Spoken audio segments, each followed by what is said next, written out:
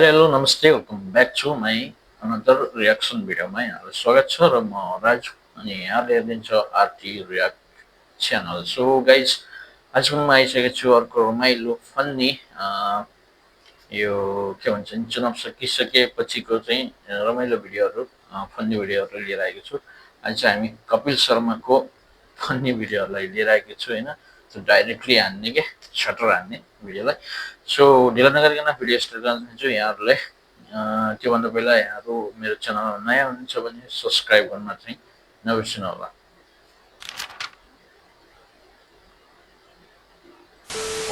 तपाईँ एमाले भएर केपी ओलीको राजीनामा माग्दै हुनुहुन्छ। तपाईँ माग्दैछु एमाले भएर कसको फ्री एन्ड फ्रेङ्क केपी ओलीको एमाले भएर केपी ओलीको तपाईँ राजीनामा माग्दै हुनुहुन्छ। के भएको हो तपाईलाई? तपाईँ सन्चै त हुनुहुन्छ? उहाँको राजीनामा मैले मागेँ। केपी ओली जस्तो महापुरुषको राजीनामा माग्ने तपाईलाई के भएको हो भनेको क्या?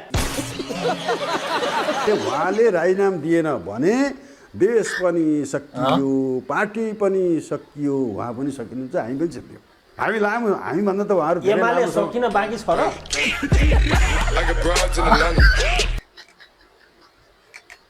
क्या बोला एमाले सकिन बाँकी छ र हो नि होइन। म चाहिँ नि 100% फुल फेजमा चाहिँ नि जिताउन नै लाग्यो। तपाईहरुलाई थाहा हुँदो रहेछ है यस्तो लज्जास्पद हार हुँदैछ भन्ने कुरा थाहा हुँदो रहेछ। यत्रो एमाले हार्दाखेरि त चुनावै हुन नदिइकन चुनाव भान्नुपर्ने एमालेले किन चुनाव हुन दिएको? सुधारिएको कांग्रेस भनेको कस्तो सुधारियो छ भन्दा स्वयं गगन थापा समेत चुनावमा हार्नु पर्ने गरेर कांग्रेस कस्तो सुधारिएको हो? जनता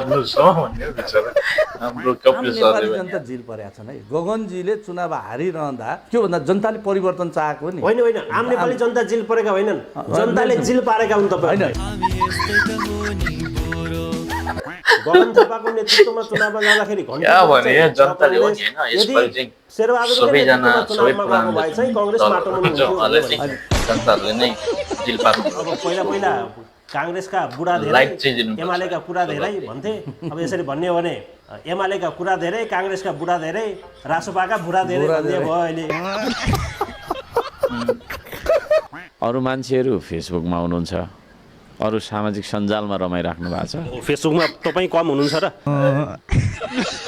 तपाईँ प्रधानमन्त्री भएपछि सबैले ढुङ्गा बोक्नुपर्छ?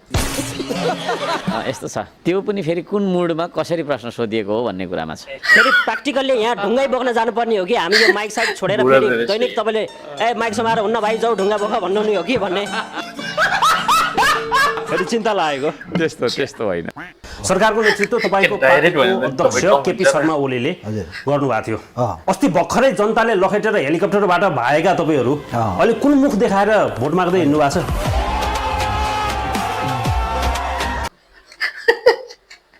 ओ हाम्रो अर्को सर चाहिँ प्रधानमन्त्री भयो भने त सायद त्यो ढुङ्गा नै बोकाउनुहुन्छ होला सायद। धेरै जसो उहाँहरूको उसमा चाहिँ होइन कुरा गरेर इन्टरभ्यूहरूमा धेरै जसो म प्रधानमन्त्री भयो भने त म ढुङ्गै बोकाउने भनेर चाहिँ भन्दै हुनुहुन्थ्यो। सो हुन पनि सक्छ है। यहीँनिर हामी कहाँ हाम्रा सरकार तपाईहरुको थियो, किन आत्मसमर्पण गर्न लाग्यो? सरकार थियो, मान्छौँ हामी, सरकार थियो। सरकारमा हुँदाखेरि पनि हाम्रा ती जुन हाम्रा अङ्ग हुन्, अङ्गले कति काम गरे कति गरेन? तपाईँको ब्यारिकेड किन काम गर्न नसक्ने बनाएको त आफ्ना अङ्गहरूलाई भन्ने लाग्छ र? तपाईँले हामी थोत्रा पार्टी होइनौँ भन्नु भन्नुभयो नि, किन होइन तपाईँ थोत्रो पार्टी? सुन्नुहोस्, शेरबहादुर र आर्जुले टिकट बाँडेको हुँदाखेरि चाहिँ थोत्रो पार्टी, गगन थापाले टिकट बाँड्ने बित्तिकै नयाँ पार्टी हुन्छ? तपाईँहरूले देशलाई सिङ्गापुर बनाउँछु भनेर भन्नुभयो, देशलाई सिङ्गापुर त बनाइहाल्नु भयो। फेरि के बनाउनलाई चुनाव लड्नु परेको तपाईँहरूलाई? हामीले राजनीतिक अधिकारको हिसाबले सिङ्गापुरभन्दा माथि लयौँ। अब भौतिक संरचना र जनताको जीवन, तपाईँहरूले भनेको सिङ्गापुर चाहिँ यही हो, आजको देश जहाँ छ यही नै हो। तर अब चाहिँ हामीले गर्ने कुरा के भने सुशासन हो, सामाजिक न्याय हो। अहिलेसम्म खोइ त, अहिलेसम्म किन नगरेको? अहिले पनि स्थापना गर्ने प्रयत्न गरौँ। तपाईँलाई थाहा छ गर्नुभयो भएन? होइन तपाईँबाट नआउँदो रहेछ नि त। चुनाव जित्नुहुन्छ तपाईँले? हो यही नै हो। जितिसक्यो। म घर दैलोमा जाँदा अनि साथीहरूले मलाई जिस्क्याए, हामीले गाडीबाटै गइरहेको थियौँ, यो घर दैलो हो कि विजय र्याली हो भन्दै थिए साथीहरूले कि। मुख पार्नु भन्छन् लु त। छातीमा र टाउकोमा ताकी गोली बर्साउँदाखेरि सरकारको नेतृत्व तपाईँको दलले गरिरहेको थियो। अहिले तिनै जेनजी पुस्ता जो मृतक भए, जो साथीहरू छन् तिनीहरूसँग तपाईँले भोट माग्नु पर्नेछ। चुनावमा उठ्नु भएको छ, कुन नैतिकताले भोट माग्दै हुनुहुन्छ त्यो जेनजी पुस्तासँग तपाईँले?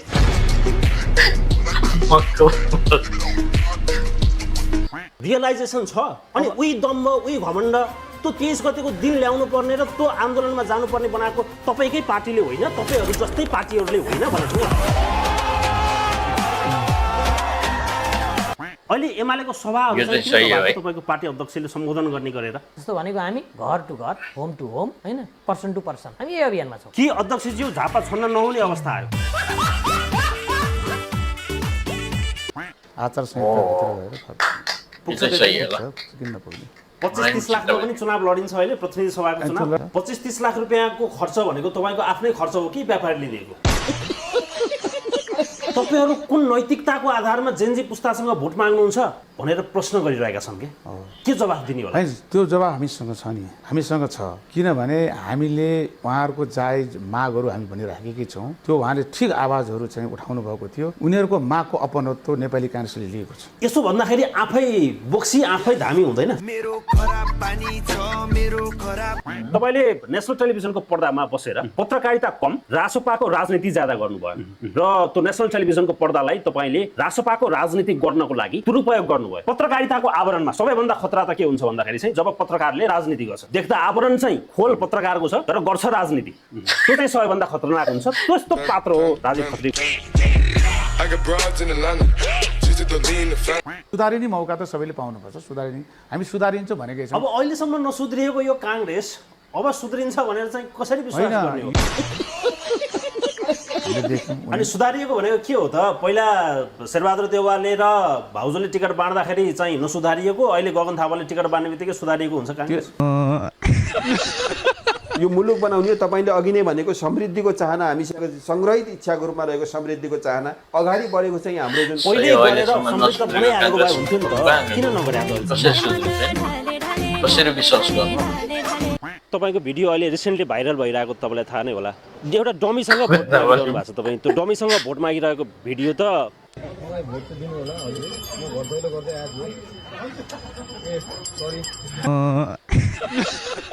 ग्लोबल्ली भाइरल छ त्यो भिडियो। के हो त्यो चाहिँ? के गर्नुभएको? डमीसँग भोट माग्नु भएको हो?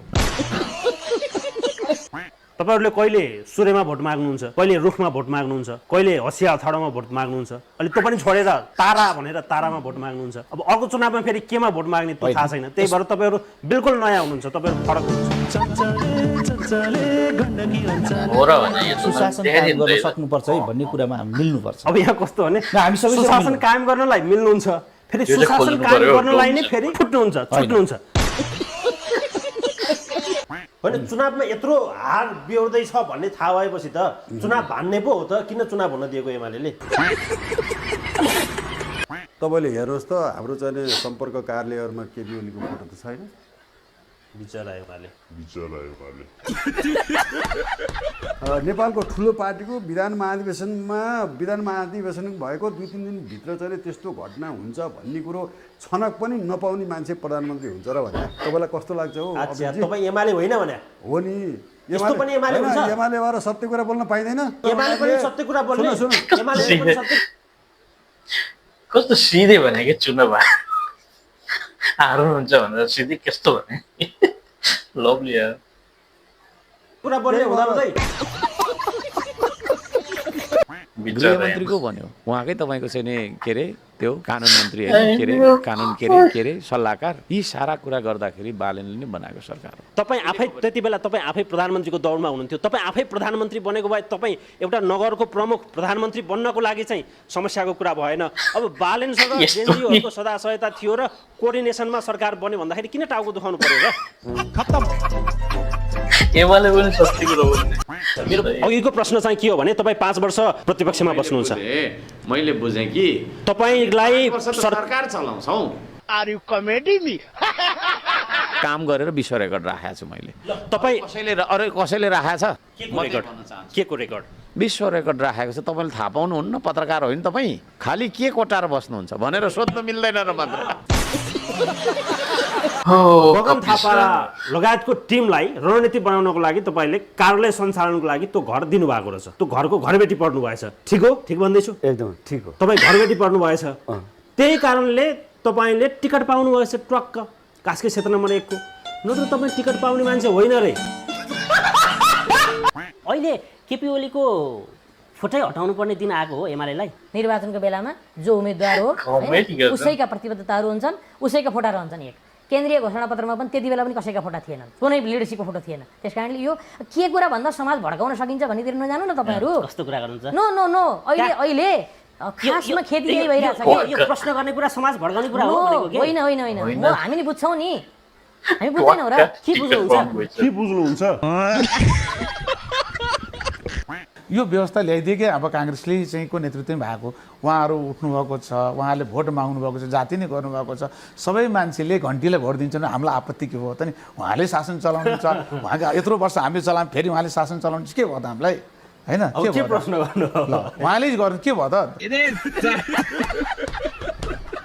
अहिले यति उत्साहित छन्, अहिले त आफ्नै रुखा बटाल्न पाए, यति उत्साहित छन्। हामी घर दैलोमा जाँदाखेरि बल्ल त्यो रुखा बटाल्न पाए, तिमीहरू बुद्धि बिरेर भनेर हामीले कति गाली, यति उत्साहित छन्। मैले जब तपाईँलाई भन्नको लागि मिडिया भनेको होइन, बल्ल रुखा बटाल्न पाइयो भनेका छन्, उत्साहित छन् बिचारा काङ्ग्रेस। होइन अब अहिले हामीले अब विचारा भन्नु न, यत्रो सत्ता चलाएको चाहिँ पार्टी, विचारा भन्नु न, यत्रो सत्ता चलाएको चाहिँ पार्टी। अहिले तपाईँको वडाको एउटा पुल भाइरल छ सामाजिक सञ्जालमा। त्यो पुलको यतापट्टि बाटो देखिन्छ, अर्कोपट्टि बाटो छैन। पुल अलपत्र बनेको धेरै भएको छैन, 10 वर्ष मात्रै भएको छ। तपाईँको घर जाने पुल कहिले बनाउनुहुन्छ? त्यो पुल हो तपाईँले भने नि 8-10 वर्षै भयो। त्यो ठेकेदार जसलाई परेको थियो, म नामै लिन्छु, गणेश लामा, नेपाली काङ्ग्रेसको केन्द्रीय सदस्यले अलपत्र पार्नुभयो। ए पुल बन्यो भने चाहिँ हामीले बनाएको पुल बनेन भने चाहिँ ठेकेदारले गरेन। र यो आचार संहिता केले अलिकति खराब गरिरहेछ। आज पनि त्यही भयो, अलिक त्यो खुल्ला मञ्चमा गर्नुपर्ने उता हलमा गरियो होइन, त्यस्तै भइरहेछ। यो नाथे आचार संहिता त होइन नि, यो नाथे आचार संहिता त होइन नि। भिडियो पनि सकिसकेको छ। यहाँलाई कस्तो लाग्यो भिडियो? मन पर्यो भने लाइक कमेन्ट सेयर गर्नु होला र जाँदा जाँदै यहाँहरूले सब्सक्राइब गर्न चाहिँ नछोड्नु होला भन्दै आजको भिडियोबाट बिदा हुन चाहन्छु। नमस्ते, बाई बाई, टाटा।